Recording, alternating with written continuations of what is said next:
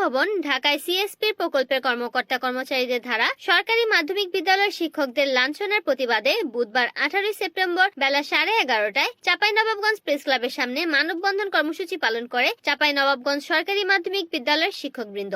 মানববন্ধনে বক্তব্য রাখেন হরিমোহন সরকারি উচ্চ বিদ্যালয়ের সিনিয়র শিক্ষক সৈয়দ মফিজুল ইসলাম, সহকারী শিক্ষক শফিকুল ইসলাম, সহকারী শিক্ষক মোহাম্মদ আব্দুর রহমান, সাইমুম ইসলাম, নবাবগঞ্জ সরকারি বালিকা উচ্চ বিদ্যালয়ের সিনিয়র শিক্ষক লিন্স হাসদা, সহকারী শিক্ষিকা আশফিকা তাহসিন বেবি প্রমুখ। মানববন্ধনে সরকারি মাধ্যমিক বিদ্যালয়ের শিক্ষকদের বিভিন্ন দাবি তুলে ধরা হয়। 24 ঘন্টার মধ্যে দোষীদের আইনের আওতায় এনে চাকরিবিধি অনুযায়ী দৃষ্টান্তমূলক শাস্তি বাধ্য করবেন না।